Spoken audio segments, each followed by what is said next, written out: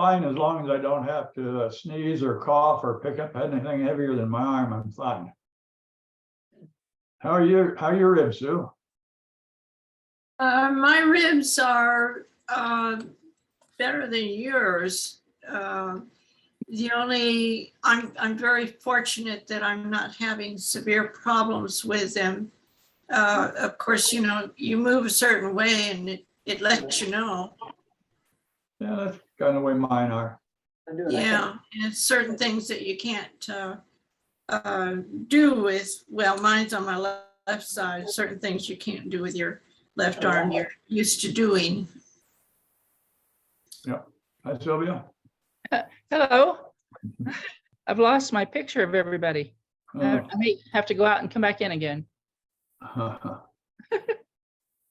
are your ribs? My ribs? Yeah. My ribs? Too fat.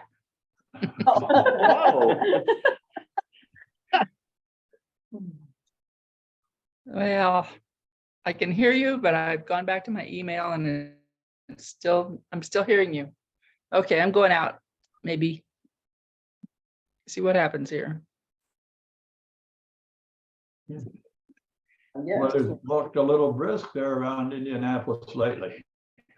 It is. Okay. What is going on? There we go. Oh, Good morning, Stan. Morning, morning. How's Nancy? Yeah. Same. all right. She goes to your GI specialist tomorrow. Tomorrow. And then December 1st, she goes over to the IU West and swallows a capsule that takes pictures. It just boggles my mind. I mean, I've heard of that for years, but it boggles my mind. Well, it's gonna be interesting. Yeah, it will. Hello, Dan Bean. Yes. Morning. Be nice to have some answers, won't it, Stan? Yes, ma'am, it sure will. The nice part is the school board unanimously approved her sick leave, Wonderful. so that helps. Yeah. Yeah. A few of you may know my aunt Nancy, we're talking about Nancy, my brain has got Nancy. Judy Kendall. She is going to be entering hospice this week. She survived the open heart surgery very, very well. The surgery was a roaring success. But at 87, she had slowed down a lot prior to that because her previous heart surgery had worn itself out. And she went to the cardiologist, the cardiac surgeon, thinking she would say no. But this guy's kind of a miracle worker and can do people that other surgeons won't. And so they left saying yes. And the surgery was a roaring success, but she had gone downhill enough beforehand that she just can't dig herself out of the hole. So Uncle Keith sent an email this morning saying that she doesn't want to keep trying. She's ready to call it quits. So you might keep both of them in your thoughts and prayers for these next few weeks, months, whatever, however long it takes. Have you sent us their address? That'd be good to have. Once I have Wi-Fi at home again, I will be happy to do that. Okay. Supposedly the repair guy's coming tomorrow. We'll see. Thank you. They are at Friends Fellowship, so you could just send it Right. to Friends Fellowship and it will get to them. Okay. Yeah. Morning, Lauren. Good morning. I want to thank Dan and Sylvia for their thoughtful note about my fall and injuries and the loss of my little kitty. Yeah, you're welcome. Didn't know about the kitty. Yeah, November 2nd, she passed away. How old was she? 18. Speaking of cards, I sent a card to Chris Keel's daughter from the meeting, Oh, good, sending our thoughts and prayers. good, thank you. Real shock. Yeah. Well, I told somebody the other day, I think she died of a broken heart, Yeah, literally and figuratively. yeah, she went to the doctor and 5 weeks later was dead. Yeah. Yeah.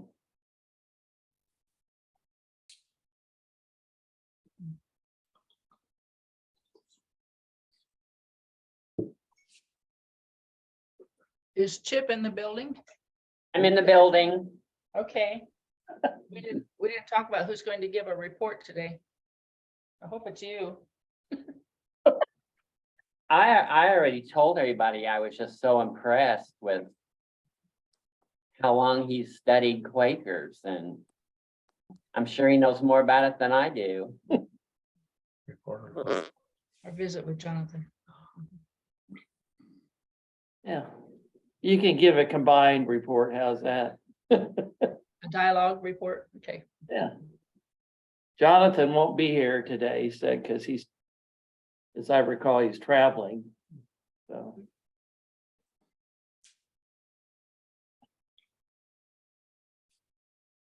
Is Steve in the cornfield? Yes, he's not here for two reasons. One is we don't have Wi-Fi at home, but the other reason is that they are within 4 days of being finished harvesting, and so the serious push is on here. They have done all the distant fields. They're on along Southport Road, there at the farm. But they have he thinks about 4 days left to go, so they're at it early this morning. Trying to get done by Thanksgiving. That would be nice, yeah. That's always the goal.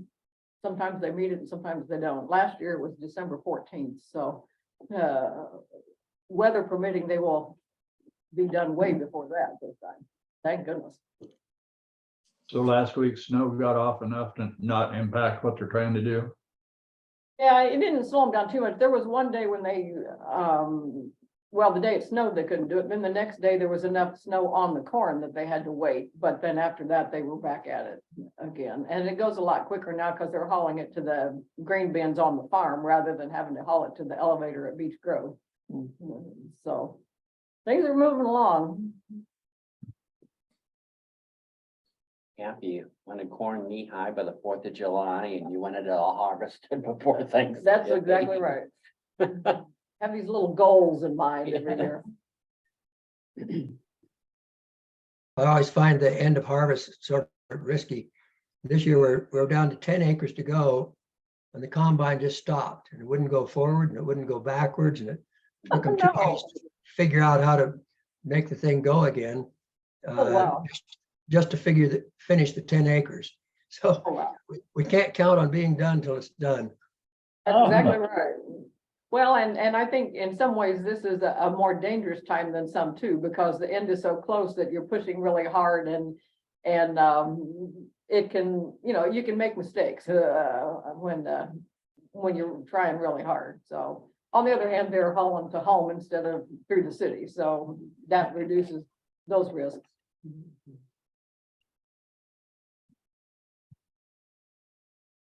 So what was wrong? I'm curious. Oh, the combine is full of electronic sensors to make everything's working right. And the sensor that controls the transmission went bad. That's That would do it. a simple little thing, but of course, we had no way of diagnosing it. It isn't like when it was mechanical and you could figure out what was wrong.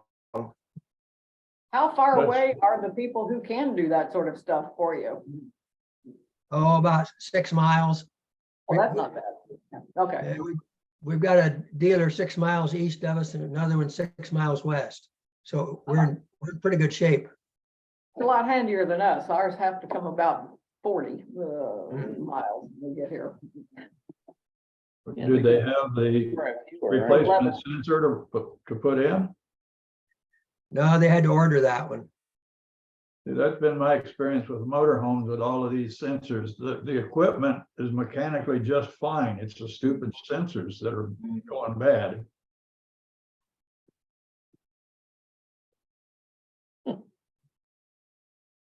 Modern life. Yeah. And No, that's what's wrong with my week. I didn't know what day it was. My sensor was bad. Yeah, So good you folks that follow the weather, what's the situation in the Mississippi? A couple of weeks ago, barges were backed up because there was not enough water in the Mississippi for it to go down. And since the Mississippi goes by Iowa in parts, I thought maybe you would know if this rain has helped a lot, or is it still a problem there? I don't think we had enough. The rain came so slowly, there was no runoff into the rivers. And so I don't think it made any difference on the Mississippi. Well, then they still got big problems. I would assume so. Including salt water backing up into the river.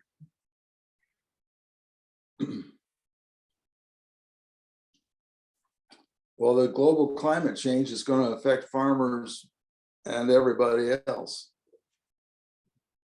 Already is. Yeah, you're right. You're absolutely right. And we were drier this year than the year before, and it honestly doesn't look too good for next year.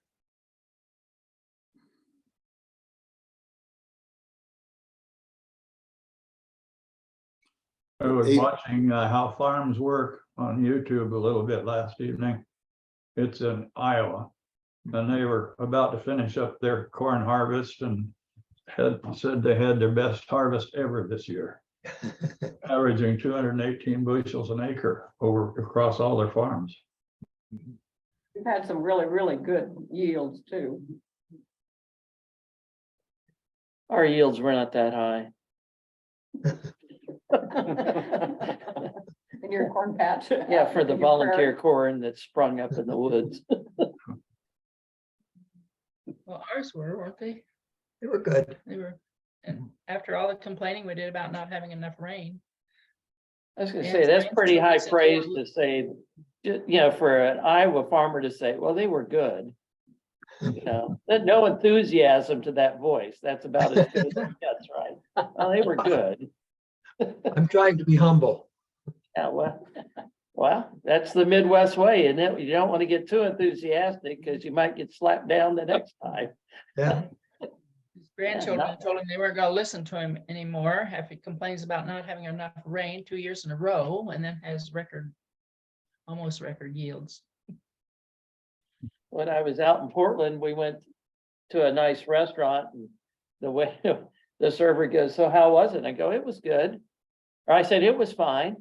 And he goes, it was just fine. And a friend from the Northwest goes, he's from the Midwest. Fine's about as good as it gets for him. Don't want to be bragging.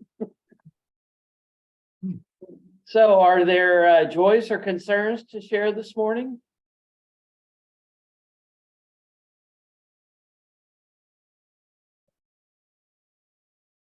We, Well, I have, want to talk about buying a house? go ahead. Dan bought a house this week so that we could rent it to the immigrant family that's coming to town, and we don't know how soon they're coming, whether it'll be 3 weeks from now or middle of January or later than that, but we're kind of waiting on hold to hear from that. If the family he's been in touch with since about 6 years ago when he visited the refugee camps in Pagagoran, Zimbabwe, and went back 3 years in a row and met them there. And now it looks like they're close to being released from the camp to come to America. Great, that's wonderful. great. Yeah. Family of 6 children and mom and dad. I'm sorry, where were they from? Well, they originally came out of the Congo, but they've been in the refugee camp in Zimbabwe for many years. Oh, good. I just put out a list of things we need to furnish the house. I'm sorry you're all so far away. Where's the house? In Iowa? It's in Marshalltown, Iowa, yeah.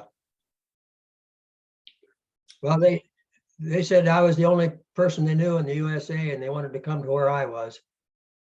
Wow. Yeah, Which I don't blame them. I'd want to do the same thing. exactly. I have a joy and a concern. It's about the same person, my grandson Drake. He's going to march in the Philadelphia parade with the Decatur band, and that's joyful. But I'm also concerned. He has to be at school at 5 o'clock, 5:30 Monday morning for the bus ride. So that makes me nervous about the bus ride and back. And they're going to tour New York and do all kind of fun stuff, but that also worries me. What instrument does he play? He plays at the alto saxophone.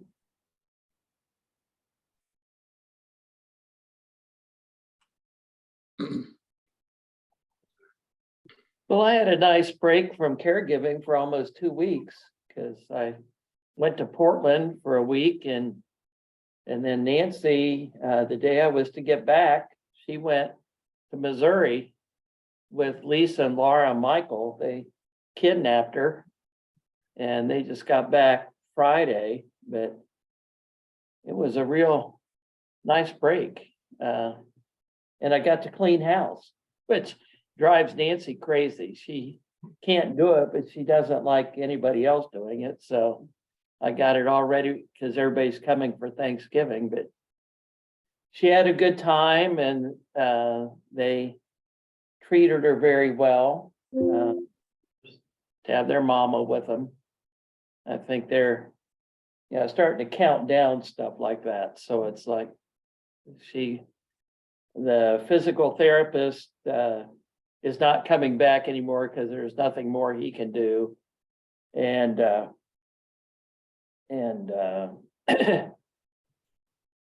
Methodist Home Health, or IU Home Health rather, has what they call the Grace Team. It's for home care coming out to do an evaluation of Nancy. I'm just telling her it's another in-home physical, but to see what services she might be able to get, includes a social worker and stuff. So, because a couple times when I talked to her on the phone, it was really hard to understand her voice patterns, or she just wears out so fast. Michael sent a picture of her asleep on the sofa and said, "Trip to restaurant 1, Nancy 0." So, but she had a good time.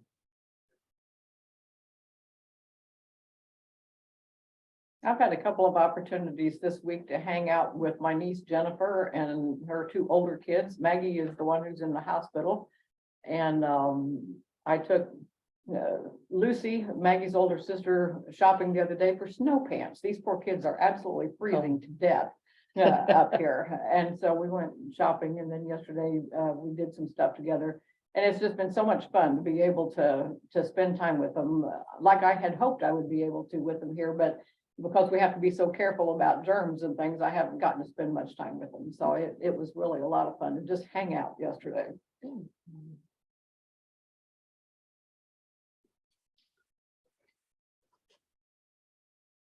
Well, 2 weeks from today, we'll be having the musical Sunday here with Tom Roberts and his friends at here at the Goodwin Center. And I made posters that we're going to hand out to all the food pantry and Thanksgiving people here at Goodwin Center and invite them to come too. So we might have a big crowd on Zoom that Sunday.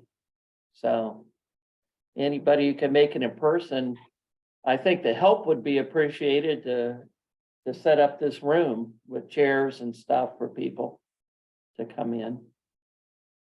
And that service will start at 10. Yeah, The it'll be at music 10 will start o'clock. at 10.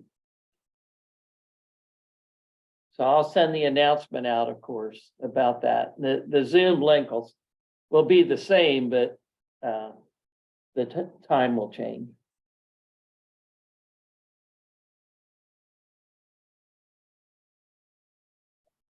Well, let's hold these both joys and concerns in the light in God's love, especially remembering Chris's family. This is going to be a tough holiday for him. And Lynn's the worship leader today, so we'll just center in and let Lynn lead if she feels led.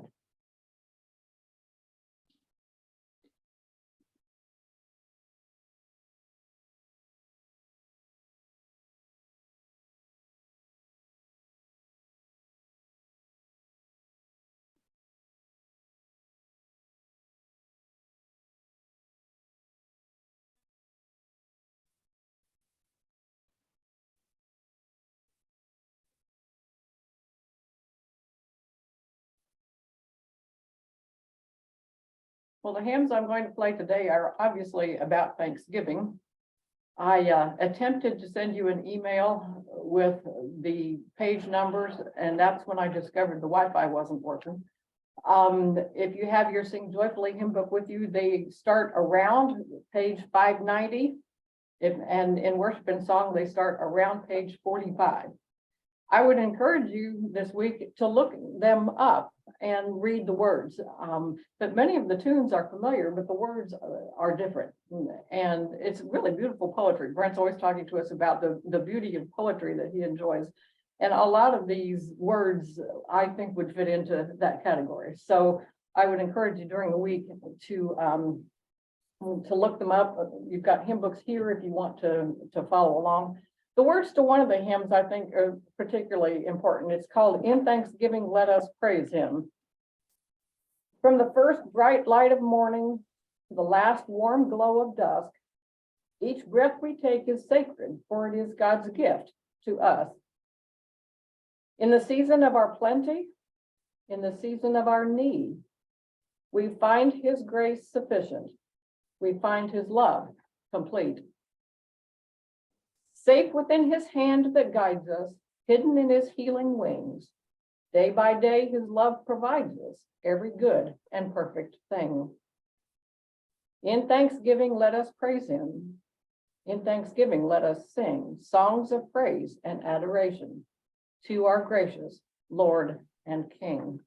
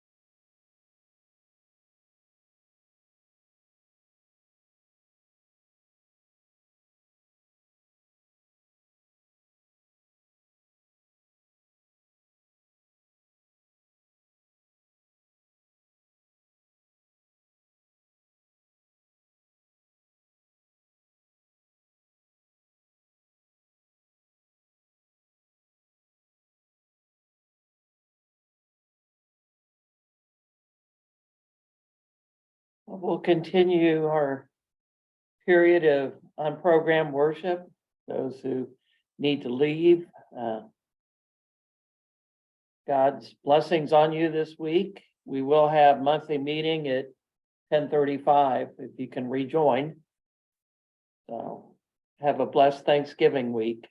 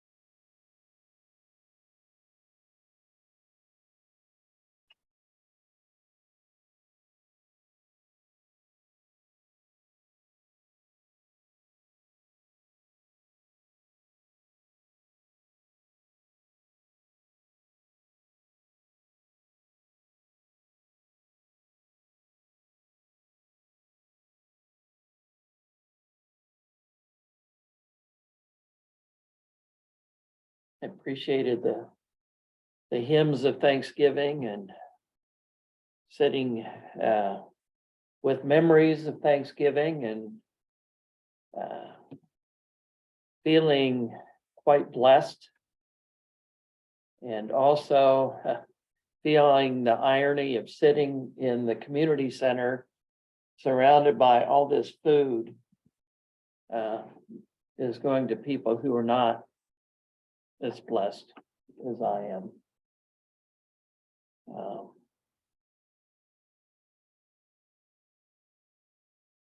And holding both the Goodwin Center staff and the volunteers and then those people in the light as Thanksgiving comes. It's I think this is a good place for us to have worship, to remind us where we are in society's economic grade. The poorest among us is still way up among the people who are going to have to come here tomorrow.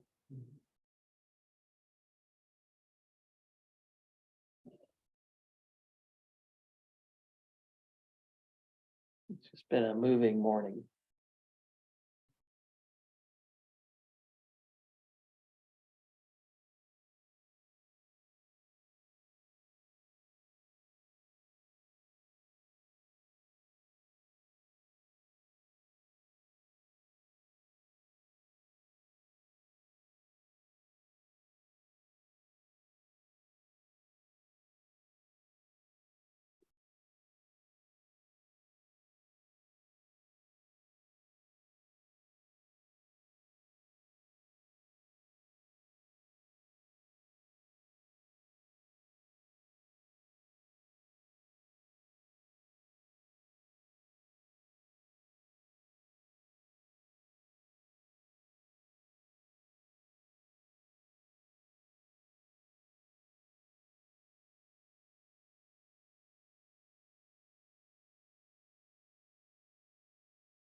If all hearts are clear, we'll close meeting for worship and then reconvene for meeting for business in just a little while.